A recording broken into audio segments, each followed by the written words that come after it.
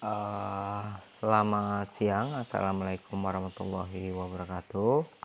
Siswa-siswi kelas 9. Yang pertama, Bapak menyampaikan permohonan maaf karena sampai dengan hari ini kita belum bisa bersama untuk melakukan pembelajaran secara offline atau secara tatap muka di sekolah. Ya kondisinya masih seperti ini. Bapak harap kalian bisa memaklumi kondisi negara kita, ya, bahkan kondisi dunia kita, karena wabah COVID ini terjadi bukan hanya di Indonesia tetapi di seluruh dunia. Baik, kalau kalian lihat di layar kalian di situ itu ada gambar orang menari daerah Jakarta, ya, tari topeng atau tari apa itu namanya. Kemudian ada tari lenong, ya, sorry. Kemudian ada yang gambar yang memainkan peran, sepertinya seperti itu. Kemudian ada sekelompok regu penari, tim penari. Waduh, ya. Nah, penari di situ. Kemudian ada gambar alat-alat musik, baik itu modern maupun tradisional. Kemudian ada kerajinan tangan di situ, ada dari ukir kayu, ukir batu. Kemudian ada telur yang dilukis, dan ada sepertinya pameran yang di bawah ini adalah pameran lukisan seperti itu. Nah, Bapak perkenalkan diri. Mungkin hampir semuanya sudah kenal, ya, untuk kelas 9. Nama Bapak Kurniadi, mengajarnya untuk saat ini seni budaya. Dan minggu lalu kita belum sempat bertemu karena pembelajarannya belum efektif, ya. Waktu itu Bapak masih bingung menggunakan media apa seperti itu untuk bertemu kalian. Nah, kemarin Bapak sudah menggunakan Zoom meeting dengan kelas 9 yang lain dan kelas 8 yang lain. Nah, dengan kalian hari ini medianya itu adalah YouTube streaming. Jadi yang kalian tonton itu adalah, yang saya bagikan itu adalah link YouTube. Kalian silakan tonton, kemudian kalian silakan absen sesuai dengan jadwalnya. Jadi kalian menonton itu harus sesuai dengan jadwalnya. Absen melalui komen.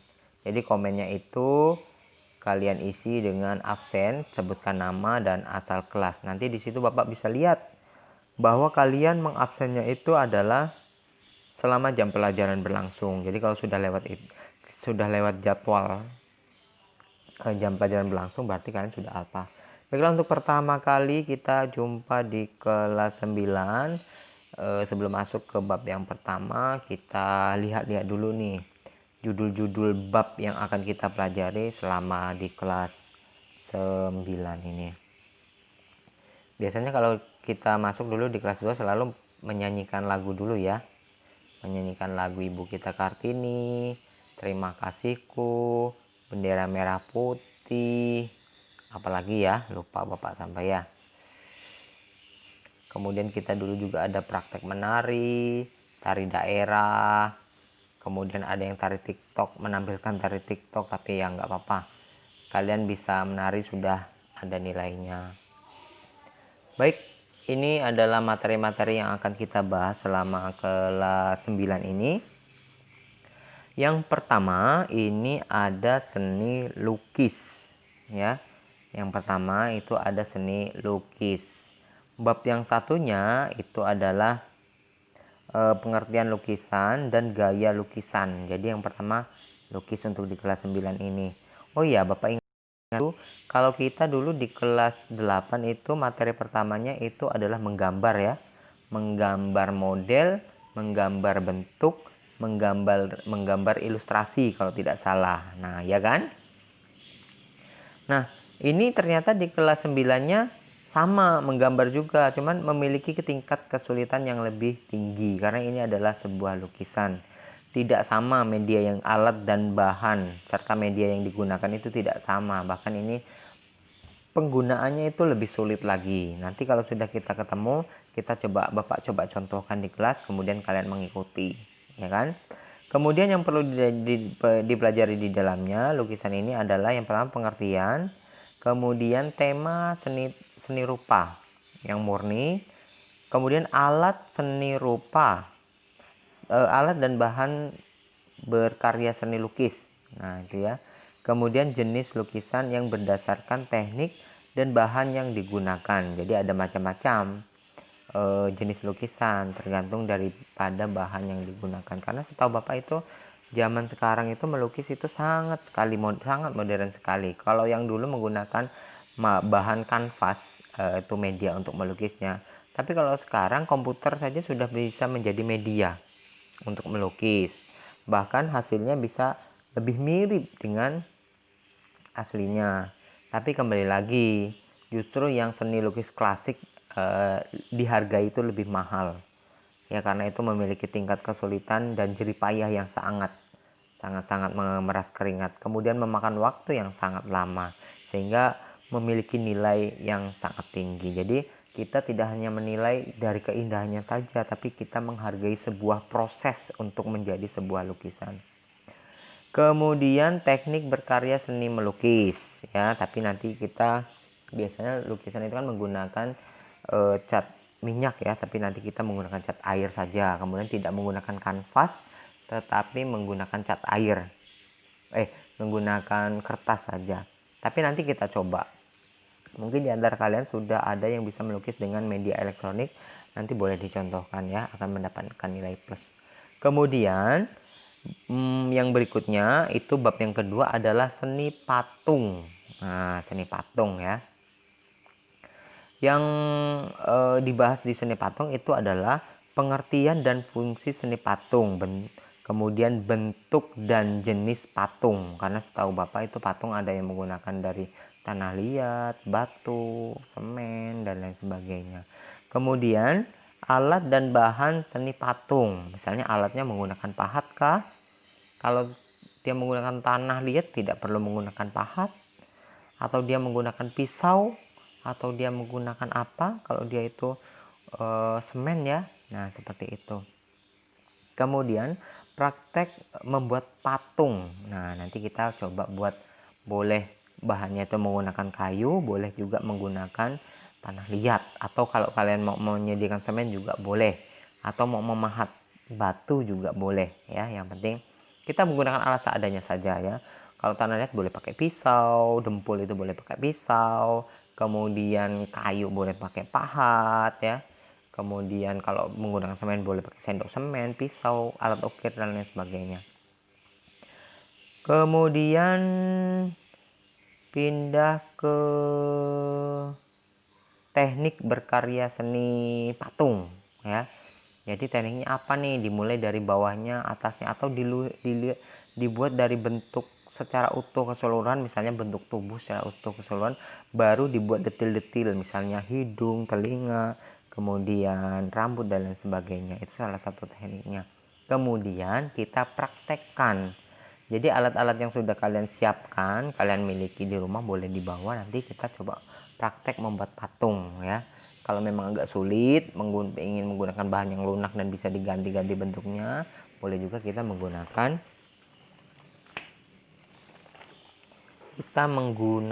tanah liat, karena tanah liat itu, atau menggunakan sabun juga boleh, ya, sabun batangan, sabun mandi.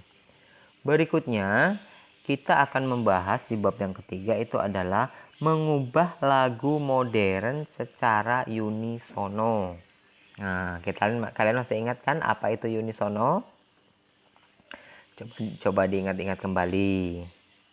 Jadi unisono itu adalah menyanyikan lagu secara bersama-sama, ya. Yang dimainkannya boleh satu nada atau nada yang berbeda. Istilah katanya itu adalah paduan suara. Nah, yang dibahas adalah lagu modern Indonesia, nanti akan kita bahas. Kemudian kita coba mengetahui lagu unisono itu yang bagaimana, kita perdalam lagi pemahaman kita waktu di kelas 8 kemarin atau kelas 2 kemarin. Karena sekarang sudah kelas 3 atau kelas 9. Berikutnya, latihan mengubah lagu modern secara unisono. Jadi lagu pop, lagu-lagu yang ada di TikTok, bagaimana caranya kita ubah biar bisa menjadi unisono atau bisa kita nyanyikan secara bersama-sama, secara harmonis tentunya. Nah, dulu kan kita sudah berbagai macam yang kita coba tekniknya, itu ada vibrato, ada falsetto. Bapak bilang kalau suara kalian nggak nyampe pakai suara falsetto itu bisa tinggi, ya kan. Ada suara sopran, ada vibra. Nah, itu. Kemudian bahas adalah lagu modern dalam sajian vokal group.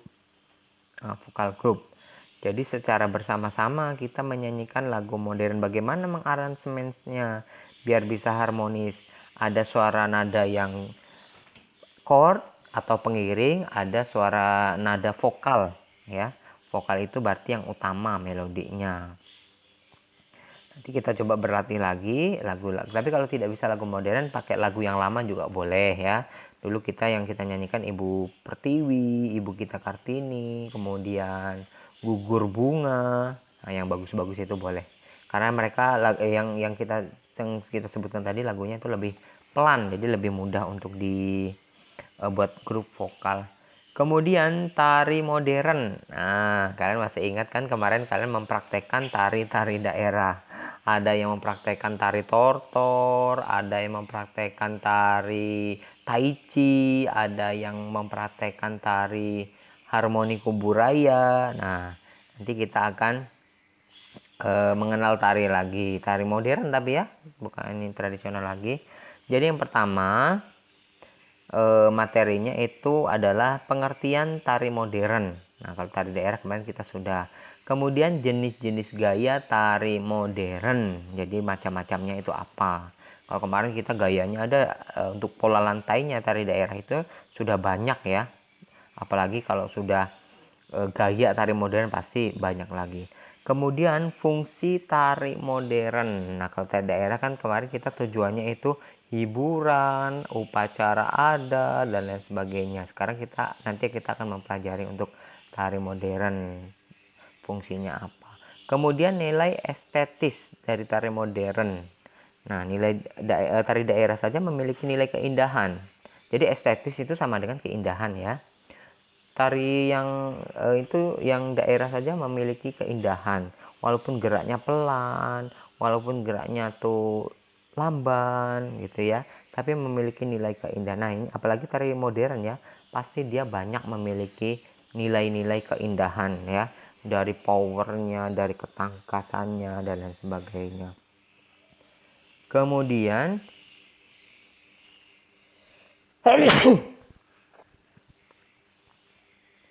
iringan tari modern. Nah, kemarin di kelas 2 kalian justru mempelajari iringan tari daerah seperti itu, ya. Ditambah lagi dengan panggung, properti, dan lain sebagainya.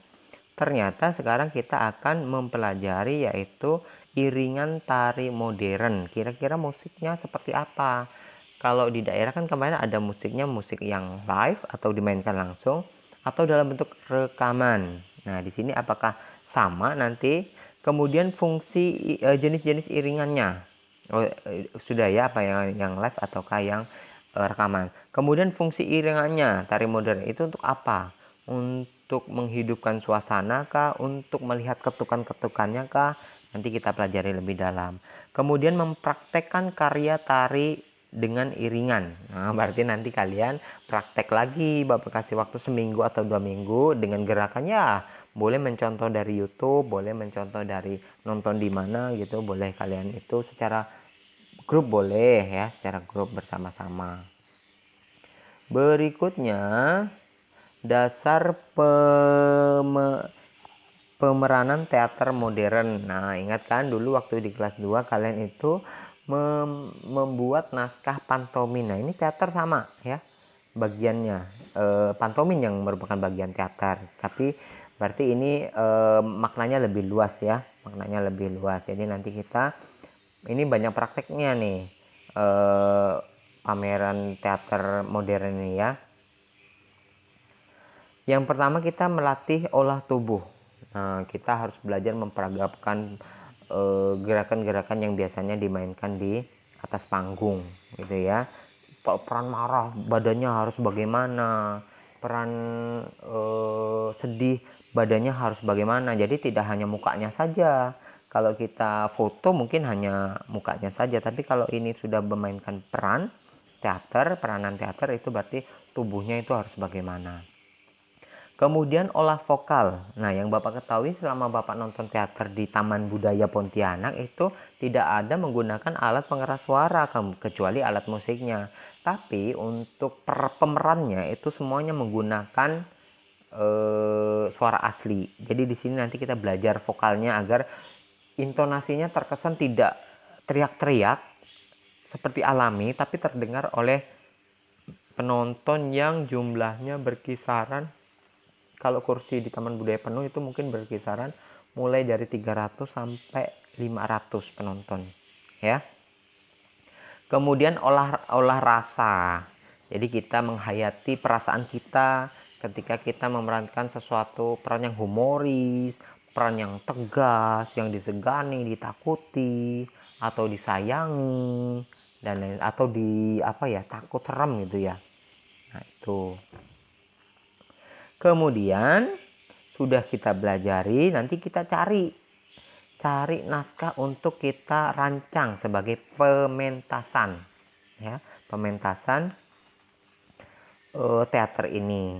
Yang pertama kita pelajari lakonnya dulu, jadi jalan ceritanya.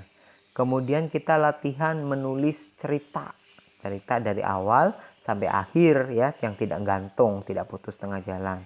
Kemudian pelatihan pemeranan. Nah, kita berperan sebagai yang tokoh yang mana nih. Kemudian merancang tata artistik. Tata artistik bisa terlihat dari tata rias, tatanan rambut, pakaian yang dia gunakan, celana yang dia gunakan. Kemudian pentasnya mau dihias apa. Dan yang berikutnya adalah seni grafis. Oke, seni grafis nanti kita pelajari. Itu sudah di semester 2 ya, udah semester 2. Oke, sampai di sini siswa, apakah ada yang ingin bertanya? Kalau ingin bertanya, langsung saja sampaikan di chat ininya ya, chat YouTube, komen YouTube. Kalian sebutkan nama, sampaikan pertanyaannya. Pak, mau tanya kira-kira kita perlu di kelas ini perlu spidol warna tidak, perlu apa tidak. Nah, silakan ditanyakan ya. Nah, sebagian di antara kalian itu Bapak pasti sudah kenal karena kita sudah bertemu ketika Bapak mengajar di kelas 8 kemarin ya, hampir semuanya kenal. Jangan lupa nanti juga akan Bapak share kelas, atau kalian sudah masuk mungkin ya, kelas classroomnya. Nah, nanti kita bisa ngumpulkan hasil lukisan di classroom, di foto di situ. Kalian kirim ke Bapak, Bapak kasih nilai, Bapak kirim balik nilainya untuk kalian. Seperti itu ya. Boleh ya. Nanti Bapak akan kirimkan ke grup WA kita kode Google Classroom Bapak apa gitu ya, atau kita mau ulangan nanti di situ juga bisa ya menggunakan Google Form. Nah, karena ini menggunakan YouTube, kalian menggunakan pakai data cukup menguras banyak ya. Kalau YouTube berarti Bapak tidak perlu panjang-panjang nanti, karena ini waktunya hanya setengah jam dikasih waktu oleh Ibu Dewi sebagai kurikulum. Nanti kita sambung lagi ke depan, kita sudah masuk materi seperti itu. Baik anak-anak, tetap jaga kesehatan, tetap jaga posisi kalian di rumah, jangan seperti orang-orang lain ya. Sekolah tidak diizinkan, tapi justru mereka banyak olahraga malam di Untan, kemudian main sepedaan, pergi ke mall, pergi ke pasar, jalan-jalan. Nah, untuk kalian tahan dulu ya, kalaupun mau olahraga di sekitar halaman. Jadi kemungkinan kecil kalian tertular oleh virus apapun, tidak hanya COVID ini ya, virus apapun itu kecil, apalagi cuma di lingkungan RT kalian, kan yang ada cuma anak-anak RT situ, tidak ada yang berasal dari luar kota, tidak ada di bandara, berarti kan tidak ada resiko untuk terkena virus apapun, apalagi virus yang berasal dari luar negeri yang kita tidak tahu virus apa dan obatnya itu apa, sudah ada obatnya atau belum. Jadi tetap jaga kesehatan, kita belajar dari rumah. Nanti insya Allah bulan Oktober kita sudah bertemu ya, karena itu janji dari Bapak Gubernur, katanya Bu. Sekarang pun sebenarnya kita sudah menjadi zona hijau, tapi sudah 0% yang ODP, yang terpapar dan sebagainya. Tapi katanya nanti kita tunggu saja di bulan Oktober sehingga kita sudah bisa masuk kembali. Demikian siswa-siswi kelas 9 Bapak akhiri. Wabillahi taufiq wal hidayah. Wassalamualaikum warahmatullahi wabarakatuh.